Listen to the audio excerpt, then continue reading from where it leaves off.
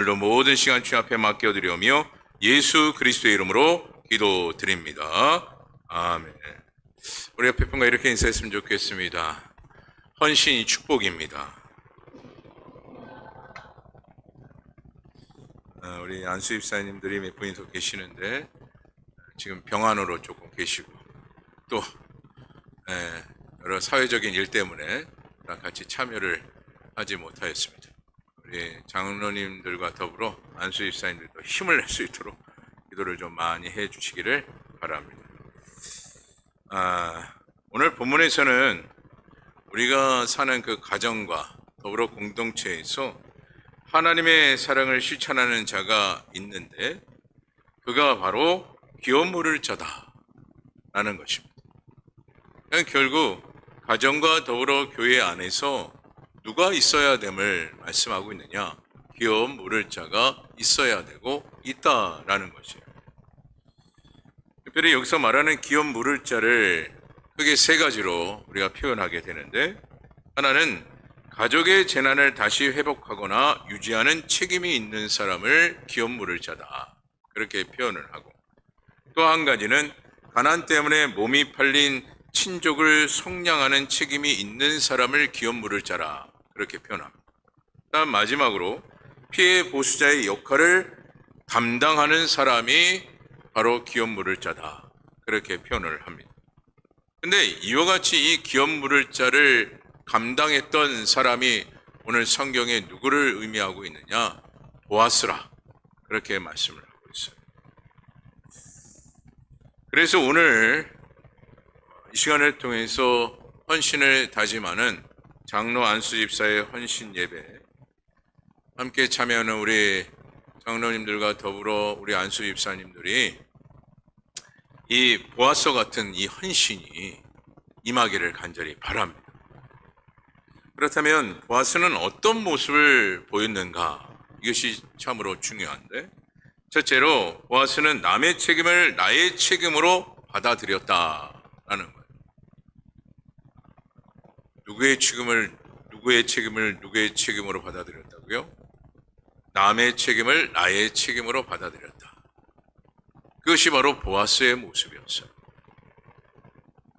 그래서 여러분, 특별히 본장 1절의 말씀을 다 같이 한번 읽어보도록 하겠습니다. 룻기 4장 1절 말씀, 우리 다 같이 한 목소리로 함께 읽어보도록 하겠습니다. 시작. 보아스가 성문으로 올라가서 거기 앉아 있더니 마침 보아스가 말하던 기업 물을 자가 지나가는지라.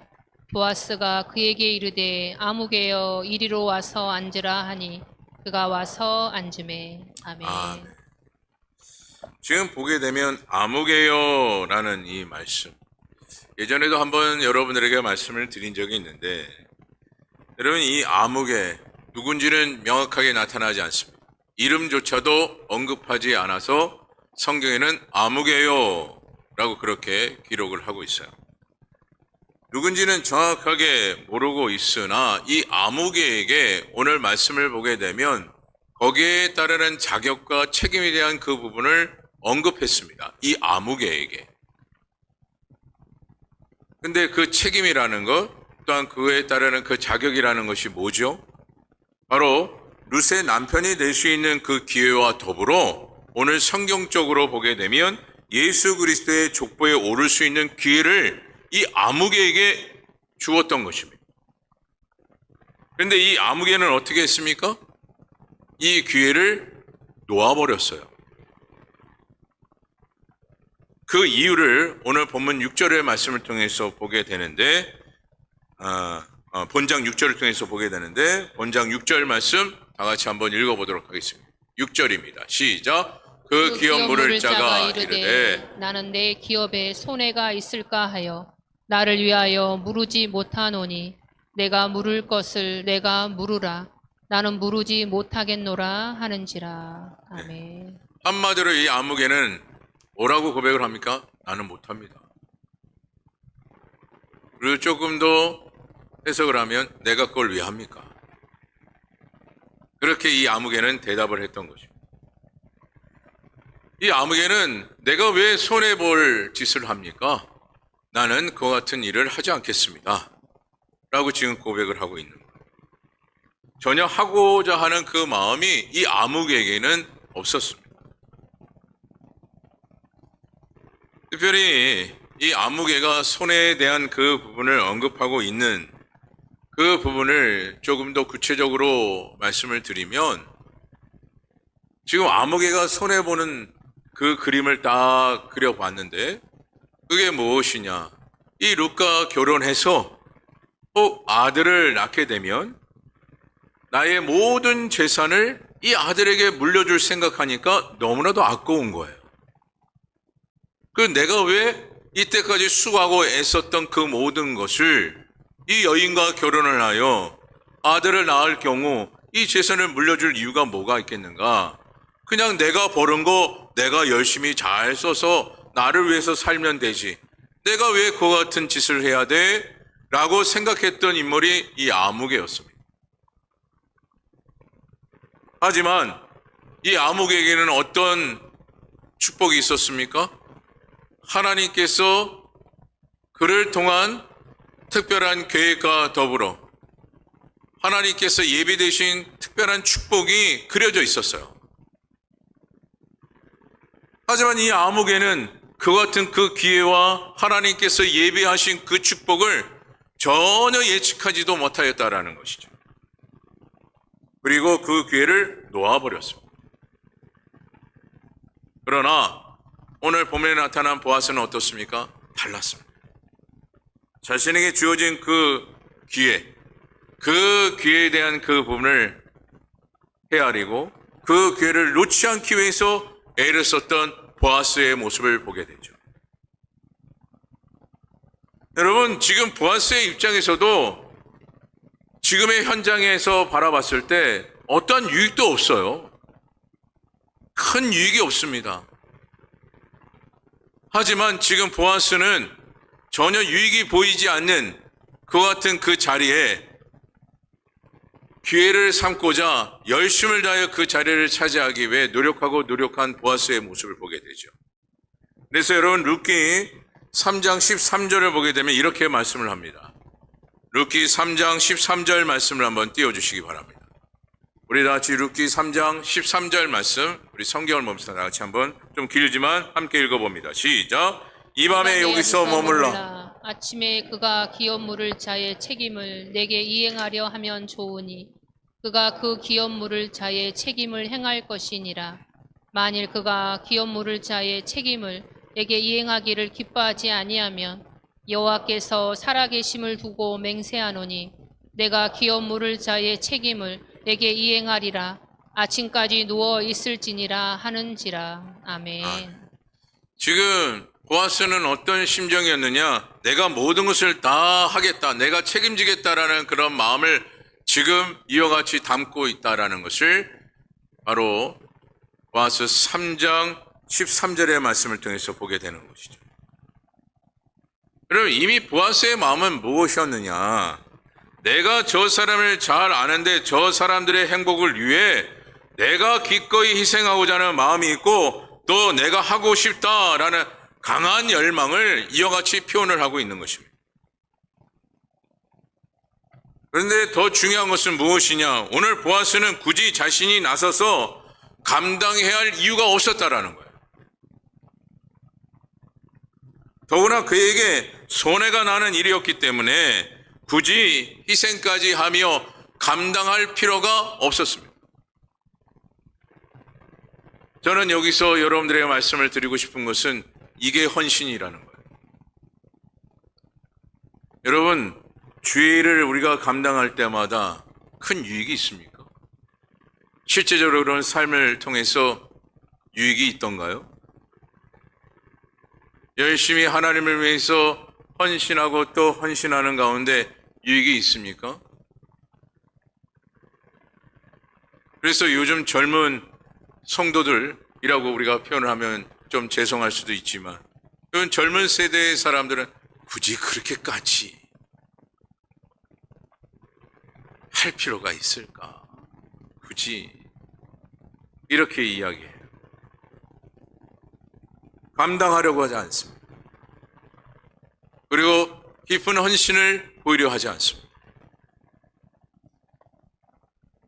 하지만 오늘 보아스를 통해서 무엇을 우리는 보게 됩니까? 헌신이 무엇인가를 보게 되는 거예요. 그러므로 오늘 이 시간 헌신을 다짐하는 장로 안수집사회와 더불어 이 자리에 함께하는 우리 모든 성도님들은 보아스와 같은 이 헌신의 다짐이 있기를 간절히 바랍니다. 큰 아멘이 없는데 이와 같은 보아스의 헌신이 그래요. 저와 여러분 가운데 임하기를 간절히 바랍니다. 여러분 이와 같은 이 헌신이 우리에게 있어야 된다라는 거예요.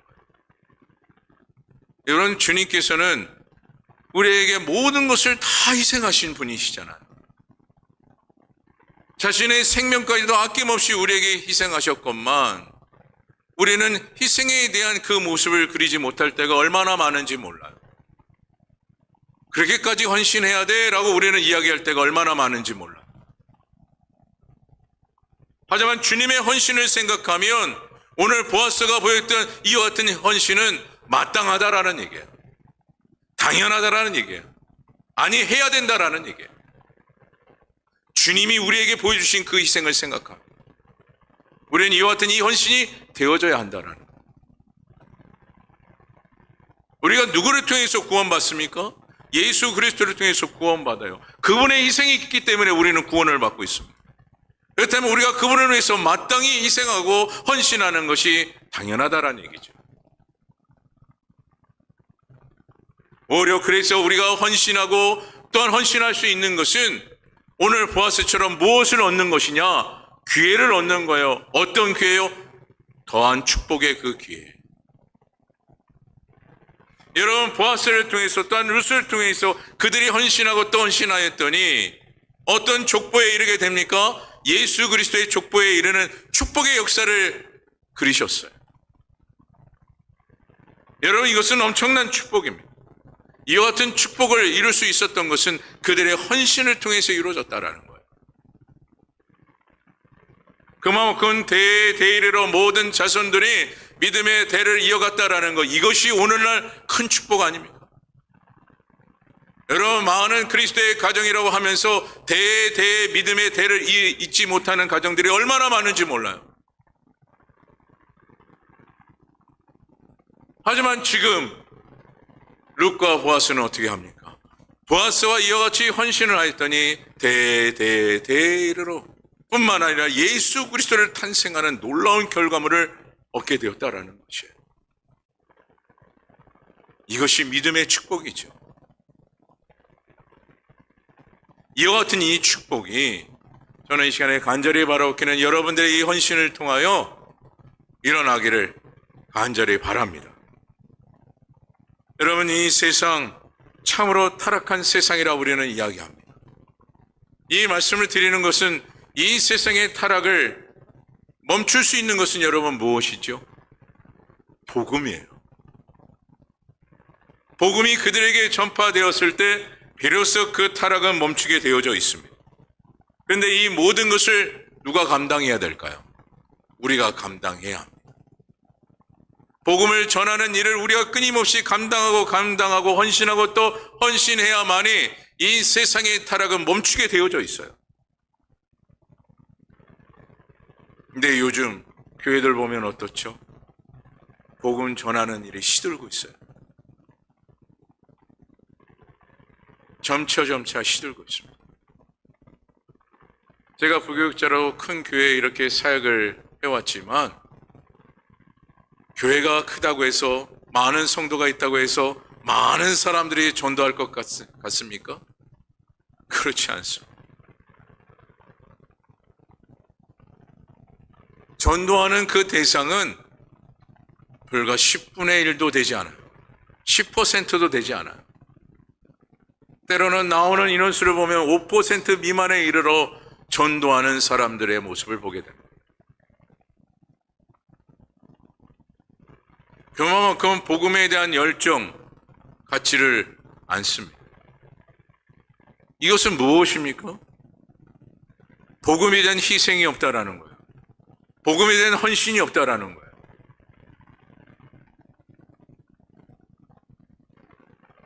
오늘 우리는 복음에 대한 열정이 있어야 비로소 이 세상의 타락이 멈춘다라는 그 사실 앞에 복음에 대한 열정을 우리는 갖고 헌신하기를 다짐하고 희생하기를 소망하는 자가 되어져야 합니다. 이와 같은 이 일들을 또한 누가 원하시기 때문에 그래요? 주님께서 원하시기 때문에. 그래서 우리는 복음을 전하는 일에 쉼없이 복음을 전하고 또 전하는 그런 역할이 되어야 된다는 것이죠.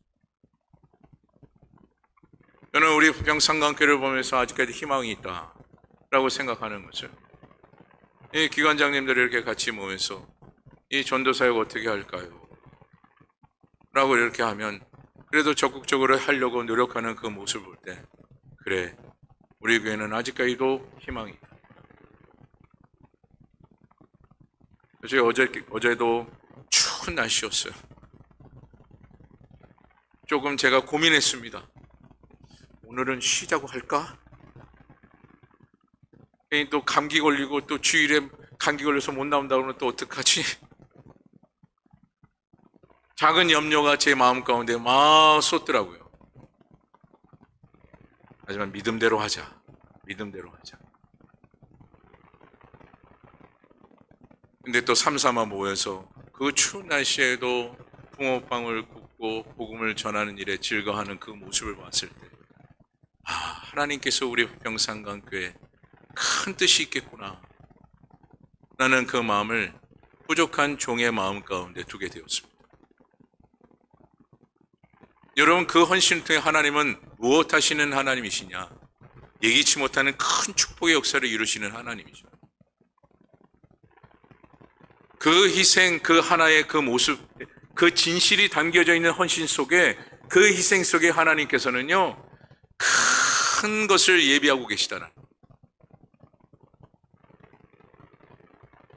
그래서 오늘 이 시간 장로 안수입사의 헌신 예배를 통해서 여러분들에게 또한 말씀을 드리고자 하는 것은, 복음을 전하는 이 사역 가운데 철저히 희생하기를 소망합니다. 또한 철저히 헌신하기를 간절히 바랍니다. 이와 같은 우리의 희생과 더불어 헌신 속에 하나님께서는 역사하시기 때문에, 그리고 우리의 작은 손길이지만 이 세상의 모든 타락이 우리의 복음의 이 외침 속에 점차 사라지고, 그 모든 타락은 어둠의 그늘 가운데 숨어 들어갈 줄 믿습니다. 여러분 기억하시기 바랍니다. 우리가 죄의 사역을 열심히 감당하는 그 모든 사역, 세상 보기에는 참 손해보는 일이에요. 그렇지 않습니까? 교회를 감당하면 감당할수록 참 손해보는 일이 많습니다. 주의 뜻대로 하다 보면 손해보는 일이 왜 이렇게 많은지 몰라요. 하지만 우리가 보기에는 손해보는 것 같지만 후에는 하나님께서 엄청난 축복의 은혜를 예비하고 계시다는 사실을 기억하시기 바랍니다. 그래서 특별히 오늘 헌신을 다짐하시는 우리 장로 안수집사의 더불어 우리 모든 성도님들이 하나님께 주신 그 사역, 그것이 나에게 주시는 축복의 기회인 줄 믿고 열심을 다하여 헌신을 감당하는 주의 종된 저와 여러분 되어지기를 간절히 또한 바랍니다. 둘째로 보아스는 공동체의 회복을 위해 최선을 다했던 인물이었음을 봅니다. 여러분, 부모와 자식의 관계, 이 부모와 자식의 관계는 이렇게 정의를 내립니다. 부모가 자식을 낳았다라는 것, 그 자체로 부모와 자식의 관계의 정의예요. 누가 누구를 낳았기 때문에요? 부모가 자녀를 낳았기 때문에. 그래서 부모와 자식의 관계의 정의입니다. 하나님과 우리의 관계도 여러분 마찬가지입니다. 특별히 성경을 통해서 보게 되면 확실히 그 관계를 명확하게 우리가 알게 되는데, 시편 2편 7절의 말씀을 한번 띄워주시기 바랍니다. 구약성경 시편 2편 7절 말씀 한번 띄워주시죠. 예, 우리 다 같이 한 목소리를 함께 읽어봅니다. 시작. 내가 여호와의 명령을 전하노라. 여호와께서 내게 이르시되 너는 내 아들이라 오늘 내가 너를 낳았도다. 아멘. 아멘. 누가 우리를 낳았다고요? 하나님께서. 그래서 하나님과 우리의 관계는 부모와 자식의 관계예요. 떼어낼 수 없는 부모와 자식의 관계가 되었다라는 것이죠. 또한 이사야서 43장 1절 후반절의 말씀에 보게 되면 여러분이 잘 알고 있는 말씀인데 너는 두려워하지 말라 내가 너를 구속하였고 내가 너를 지명하여 불렀나니 너는 내 것이라. 이렇게 하나님께서 말씀하셨어요. 여기서 우리가 중요하게 생각해야 될 것은 하나님과 우리의 관계는 어떤 관계의 모습이 되어졌느냐? 언약의 관계를 맺고 있다라는 것이에요. 근데 더 놀라운 것은 여러분 뭔지 아십니까? 이 언약의 관계 가운데 그 언약에는 조건이 없는 계약이었다라는 거예요. 그 언약의 관계 속에서 계약이 분명히 주어져 있는데 아무런 조건이 없는 계약의 관계로 언약이 맺어졌다라는 것이죠. 이것이 오늘날 우리에게 큰 놀라움이에요. 그런데 중요한 것은 말씀에 이 언약이 제공되는 혜택과 축복은 조건적입니다. 그러나 많은 성도들이 나에게 혜택이 없고 축복이 없으면 스스로가 어떻게 하느냐? 이 언약을 파괴해버려요. 쉽게 예를 들어 예수 믿었더니 뭐 별거 없네 하면서 떠나버립니다. 또 심지어 내가 열심히 예배 드렸는데 별거 없네 하면서 마음을 내려놓습니다. 기도해봤지만 기도에 대한 응답이 그렇게 크지 않네. 아니 나타나지도 않네 하면서 스스로가 포기해버립니다.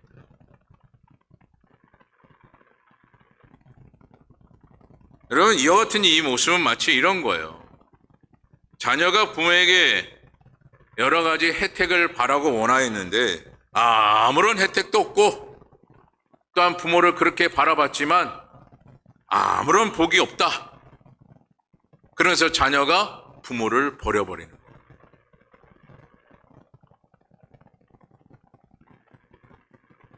그래서 요즘 젊은 부부들을 보게 되면 부부간에도 여러분 어떻습니까? 살면서 별 혜택이 없으면 쉽게 헤어지는 것이 요즘 젊은 세대의 부부래요. 참으로 안타까운 일이죠. 존 그레이가 이런 말을 했습니다. 사랑의 열정을 지킬 비법을 터득하고 용서하는 법을 배우게 되면 우리는 영원한 사랑을 이룰 수 있을 뿐만 아니라 이 세상을 바꿀 수도 있다. 그러면서 이렇게 정의를 내립니다. 사랑도 배우고 연습해야 한다.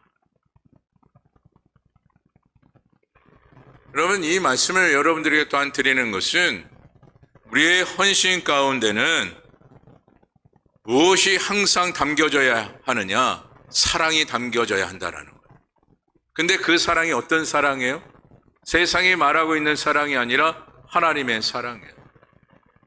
하나님의 사랑은 어떠한 조건, 또는 어떠한 혜택, 또는 어떠한 이익이나 어떠한 축복을 기대하면서 하나님께서 우리에게 사랑을 베푼 적이 없습니다.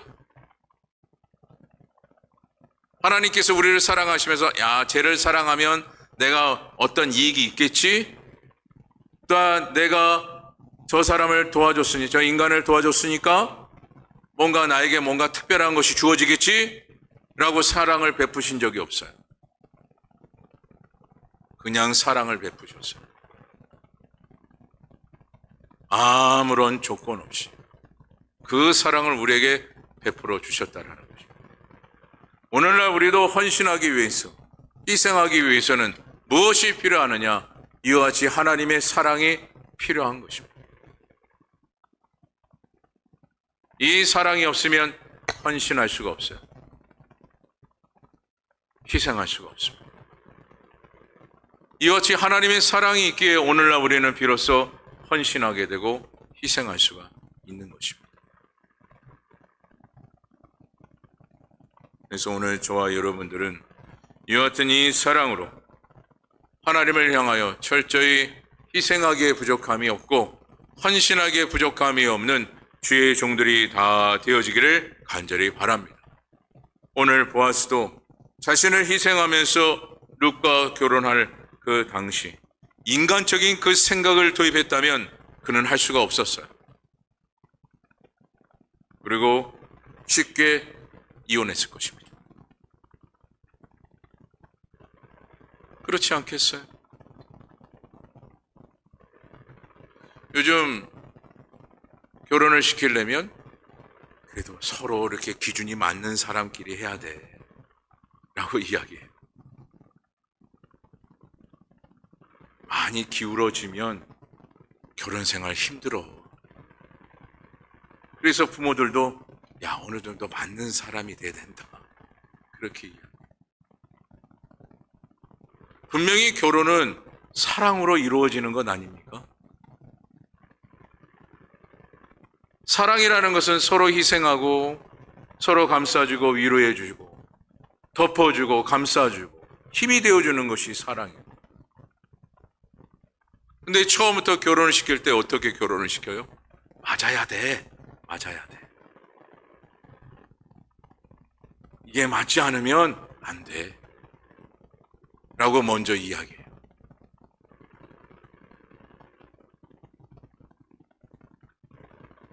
제가 한 영상에 그런 영상을 봤습니다. 이 하관 쪽에 장애가 있어 이빨이 다 없고 그리고 음식물을 제대로 섭취하지 못하는 하관 장애를 갖고 있는 한 남성이 있었어요. 근데 한 여인과 사랑에 빠집니다. 그리고 결혼 승낙을 받기 위해서 이 남자가 마스크를 쓰고 그 여인의 아버지를 찾아가죠. 근데 그 아버지는 어떻게 했느냐? 반대하기 시작합니다. 분명히 딸은 이야기했습니다. 나는 이 사람을 사랑합니다. 난 이 사람을 위해서 살아갈 수가 있습니다. 이 사람하고 같이 살고 싶습니다. 간절히 요청을 했지만 그 아버지는 아랑곳하지 않았어요. 안 된다. 그래서 이 남자는 다시금 수술을 받습니다.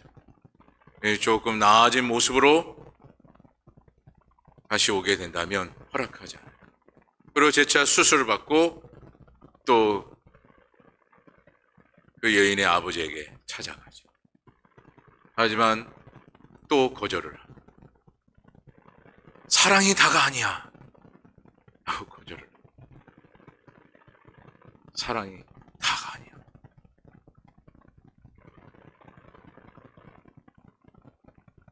여러분 그 이후의 얘기도 쭉 있지만 저는 여기까지만 말씀을 드리고 싶은 것을